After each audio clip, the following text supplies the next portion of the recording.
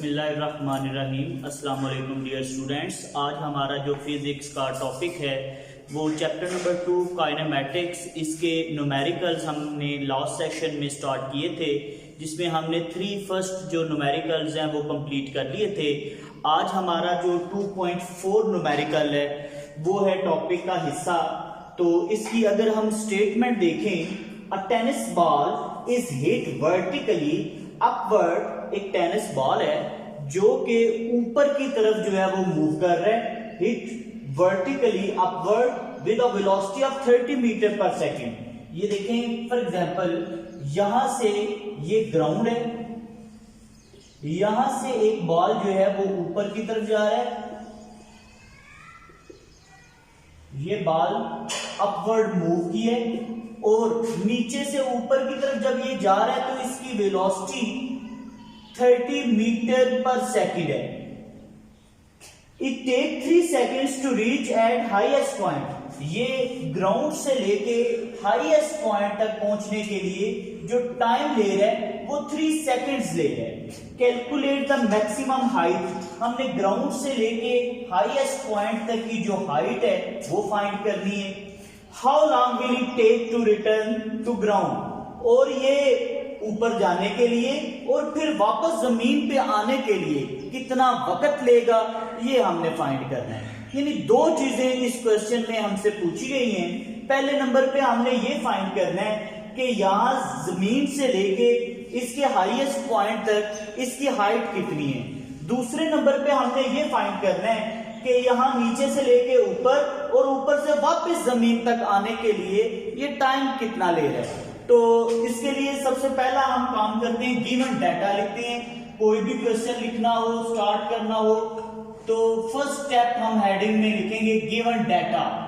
Given data में देखते हैं, a tennis ball is hit vertically upward with a velocity of 30 metre पर second. तो जब इसको ऊपर की तरफ हिट किया गया तो इसकी वेलोसिटी कितनी है, 30 मीटर पर सेकेंड। इट्स मीन इसकी इनिशियल वेलोसिटी 30 मीटर पर सेकेंड है।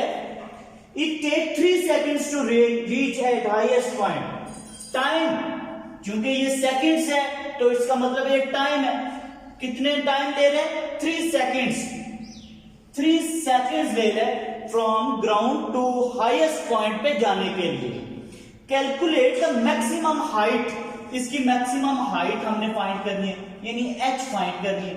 यहां से लेके यहां तक हाइट कितनी है।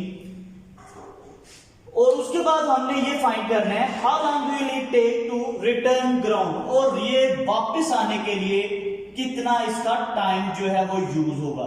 इसको हम t1 कह लेते हैं और इसको हम जस्ट t कह लेते हैं। ये हमने फाइंड करना है।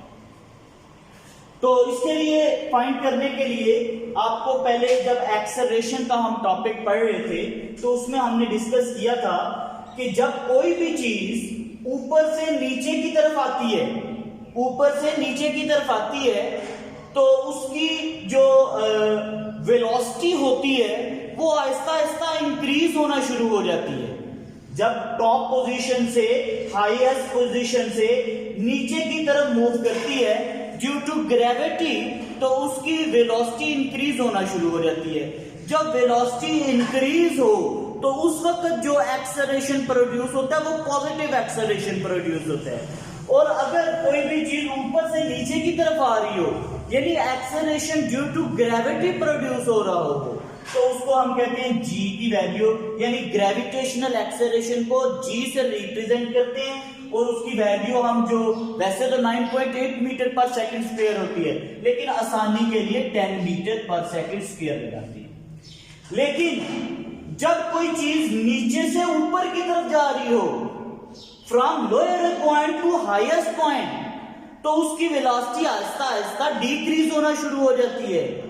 जब वेलोसिटी डिक्रीज हो तो उस वक्त जो एक्सेलरेशन प्रोड्यूस होता है उसको हमने रिटार्डेशन का नाम दिया था, नेगेटिव एक्सेलरेशन प्रोड्यूस होता है। यानी तब g की वैल्यू जो ग्रेविटेशनल एक्सेलरेशन है उसकी वैल्यू को हम -10 मीटर पर सेकंड स्क्वायर कंसीडर करेंगे। जब कोई भी चीज ऊपर से नीचे की तरफ आ रही हो तो उस वक्त की एक्सेलरेशन को पॉजिटिव एक्सेलरेशन कंसीडर करेंगे और वो acceleration due to gravity 10 metre पर सेकेंड होगा। जबकि कोई चीज अगर नीचे से ऊपर की तरफ जा रही है तो उस वक्त जो एक्सेलरेशन होगा वो नेगेटिव एक्सेलरेशन होगा, जी की वैल्यू -10 मीटर पर सेकेंड। अब यहाँ पे बॉल जो है वो नीचे से ऊपर की तरफ जा रहा है पहले, तो जब नीचे से ऊपर की तरफ जा रहा है तो उस वक्त हम नेगेटिव एक्सेलरेशन जो है वो यहाँ पे लगाएंगे, तो जी की वैल्यू है -10 मीटर पर सेकेंड स्क्वायर। फिर दूसरे नंबर पे हम ये देखेंगे, जब यहां से ग्राउंड से हिट किया है बॉल को, तो बॉल जब अपने हाईएस्ट पॉइंट के ऊपर पहुंचे तो वहां पे एक मोमेंट के लिए वो बॉल जो है वो स्टॉप होगा। स्टॉप होने के बाद वो वापस जो है वो जमीन की तरफ आएगा। जब वो बॉल स्टॉप हो गया तो वहां पे उसकी फाइनल वेलोसिटी, जब कोई भी चीज रेस्ट में हो तो उसकी वेलोसिटी कितनी होती है? 0 मीटर पर सेकेंड। तो जब यहां से ये ग्राउंड पॉइंट से हाईएस्ट पॉइंट के ऊपर गया, वहां पे एक लम्हे के लिए रुका है, तो इस वजह से इसकी वेलोसिटी वहां पे vf जो है वो 0 मीटर पर सेकेंड हम कंसीडर करेंगे। तो यहाँ पे वेलोसिटी हम लेंगे vf is equal to 0 metre पर सेकेंड। तो ये हमने डाटा जो हमें गिवन था वो हमने सारा लिख लिया है। अब हम सोल्यूशन की तरफ चलते हैं। तो सोल्यूशन में हम सबसे पहले तो जो हमारे पास इक्वेशंस ऑफ मोशन है वो लिख लेंगे। इक्वेशंस ऑफ मोशन है vf is equal to vi plus gt। अब चूंकि यहाँ पे ग्रेविटेशनल एक्सेलरेशन को हम कंसीडर कर रहे हैं, इसलिए एक्सेलरेशन को a से रिप्रेजेंट नहीं करेंगे बल्कि g से रिप्रेजेंट करेंगे। दूसरे नंबर पे s is equal to vit plus 1/2 gt square. और तीसरे नंबर पे हमारे पास है 2gs is equal to vf square minus vi square. तो हमने फाइंड यहाँ पे पहले नंबर पे हाइट को करना है। तो हाइट देखेंगे किस किस में। हाइट का मतलब है जो डिस्टेंस कवर कर रहा है। तो जब ग्रेविटेशनल एक्सेलरेशन की बात हो रही हो, किसी चीज की ऐसी मूवमेंट की बात हो रही हो जो फ्रॉम डाउनवर्ड टू अपवर्ड हो या अपवर्ड से डाउनवर्ड हो, यानी हॉरिजॉन्टली मूव ना कर रही हो, वर्टिकली मूव कर रही हो, तो उस वक्त जैसे आपको बताया एक्सेलरेशन को g से रिप्रेजेंट करते हैं, इसी तरह उस वक्त जो डिस्टेंस कवर हो रहा होता है उसको स्मॉल h से रिप्रेजेंट करते हैं, यानी उसको हम हाइट कंसीडर करते हैं। तो यहाँ पे ये s यूज हो रहा है, इसको हम जो है वो स्मॉल h से रिप्रेजेंट करेंगे। यहाँ पे s यूज हो रहा है, इसको स्मॉल h से रिप्रेजेंट करेंगे ये हाइट को। यानी अब हाइट को अगर हमने फाइंड करना है तो हमारे पास जो फर्स्ट इक्वेशन है ये एप्लीकेबल नहीं है, क्योंकि इसमें हाइट जो है वो यूज ही नहीं हो रही। जो सेकंड कंडीशन है या सेकंड इक्वेशन, उसमें हाइट मौजूद है।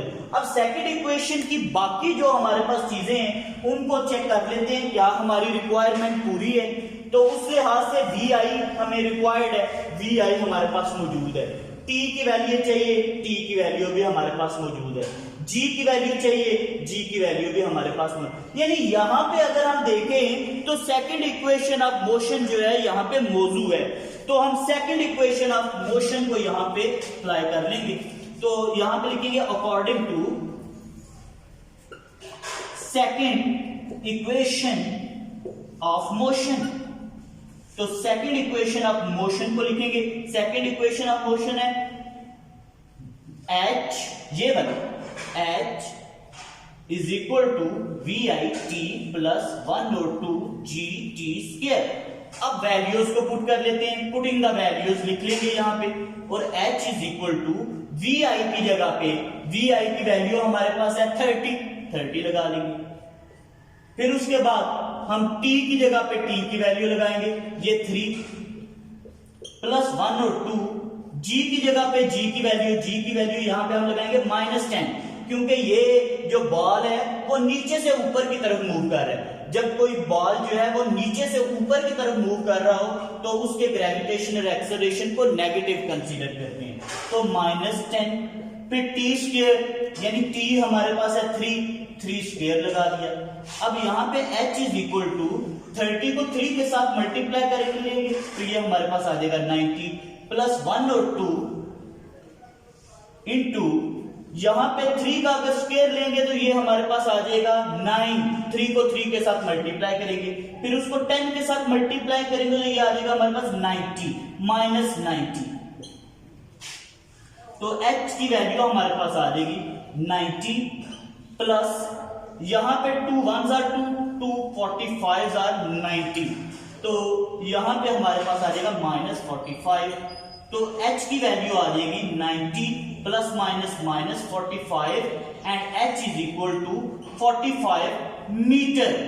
यानी हमारे पास जो हाइट आएगी जो बॉल की ग्राउंड पॉइंट से लेके हाईएस्ट पॉइंट तक है वो कितनी है 45 मीटर। एक चीज हमने मुकम्मल कर ली है, हाइट को फाइंड कर ली है। अब हम दूसरी चीज को फाइंड करते हैं, टाइम को, कि कितने टाइम में ये बॉल जो है वो ग्राउंड से हाईएस्ट पॉइंट पे पहुंचा है और फिर हाईएस्ट पॉइंट से नीचे आया है। यानी टाइम फाइंड करने के लिए अगर हम देखें हमारे पास जो इक्वेशंस ऑफ मोशन है, हम फर्स्ट इक्वेशन में देखते हैं टाइम मौजूद है, बाकी चीजें चेक करते हैं, बाकी चीजें वीएफ भी हमारे पास है यानी अगर हम देखें तो फर्स्ट इक्वेशन ऑफ मोशन को हम अप्लाई करके तो टाइम को फाइंड कर सकते हैं। अब हम लिखते हैं यहां पे फॉर टाइम मालूम करने के लिए दोबारा से एक दफा डाटा लिखेंगे। अब यहां पे वी आई जो है, अब यहां से हमने स्टार्ट करना है टाइम फाइंड करना, क्योंकि यहां नीचे से लेके ऊपर तक के टाइम का हमें पता है वो 3 सेकेंड्स ले रहा है। अब ऊपर से लेके नीचे आने तक का टाइम निकालेंगे, फिर दोनों को आपस में ऐड कर लेंगे। तो ऊपर से जब नीचे आ रहा है, पहले नंबर पे ऊपर अगर लास्ट मूवमेंट इसका देखें तो बॉल जो है वो स्टॉप हुआ है एक लम्हे के लिए, इसलिए अब उसकी वी आई जो है वो 0 हो जाएगी, क्योंकि एक लम्हे के लिए जो है वो स्टॉप। अब नीचे से ऊपर जाने वाली बात खत्म हो गई, अब ऊपर से नीचे आते हुए हमने देखना है वी आई जो है वो कितना है, अब जो है वो 0 मीटर पर सेकंड, और g की वैल्यू अब चूंकि ऊपर से नीचे की तरफ आ रहा है, अब g की वैल्यू हम कौन सी रखेंगे, पॉजिटिव 10 मीटर पर सेकंड स्क्वायर, और बाकी चीजें जो हाइट है वो हमारे पास यही आ जाएगी 45, क्योंकि ये ऊपर से नीचे और नीचे से ऊपर सेम हाइट है। और उसके बाद हमें वी आई भी आ गया हमारे पास, जी बी टी को हमने फाइंड करना है, दैट्स ऑल। हम लिखते हैं according to first equation of motion, first equation की हम लिखने लगे statement v f is equal to v i plus g t. अब वैल्यूज को पुट कर देते हैं, वी एफ की वैल्यू क्या होगी 30 मीटर पर सेकंड, 30 मीटर हम पर सेकंड लगा देंगे। वी आई की वैल्यू अब इस सूरत में क्या होगी 0, प्लस जी की वैल्यू पॉजिटिव 10, और टी की वैल्यू को हमने फाइंड करना है। तो यहां पे ये 30 उसी तरह आ जाएगा और ये आपके पास आ जाएगा 10t। अब t की वैल्यू निकालनी है, 10 को इस साइड पे ले आएंगे, t is equal to 30/10 and t is equal to 3, 10 1s are 10, 10 3 second. ये हमारे पास t2 की वैल्यू आ गई। एक t है जो नीचे से ऊपर जाने के लिए, जो कि हमें गिवन था t1, एक हमने t निकाला है जो ऊपर से नीचे आने के लिए, वो है t2। यहां पे t2 हम लगाते जाएंगे। तो अब हमने टोटल टाइम निकालना है कि जो बॉल है वो नीचे से ऊपर जाने के लिए कितना टाइम और ऊपर से वापस आने के लिए टोटल टाइम कितना इसका यूज हो रहा है। तो हम लिखेंगे टोटल टाइम, टोटल टाइम को हम सिंपल t से रिप्रेजेंट कर लेते हैं।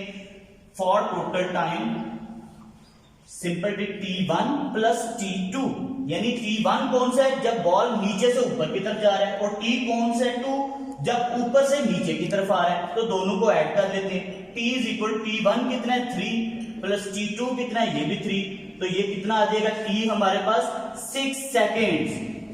यानी जब बॉल जो है वो ग्राउंड से ऊपर और ऊपर से वापस आने के लिए कितना टोटल टाइम यूज कर रहा है 6 सेकेंड। इस तरह से हमने दोनों चीजें फाइंड कर ली हैं। जो हमने हाइट फाइंड करनी थी वो भी हम हाइट फाइंड कर चुके हैं 45, और जो टाइम रिक्वायर्ड था वो भी फाइंड कर चुके हैं। अब हम सेकंड जो नेक्स्ट क्वेश्चन है उसकी तरफ चलते हैं। तो नेक्स्ट क्वेश्चन में, ये क्वेश्चन चूंकि आज का हमारा काफी लेंथी हो गया है, इसलिए आज के लिए यही एक क्वेश्चन है। बाकी नेक्स्ट जो है वो नेक्स्ट वीडियोस में इंशाल्लाह हम देखेंगे। आप इसकी भरपूर प्रैक्टिस कीजिएगा। Thank you so much. Allah Hafiz.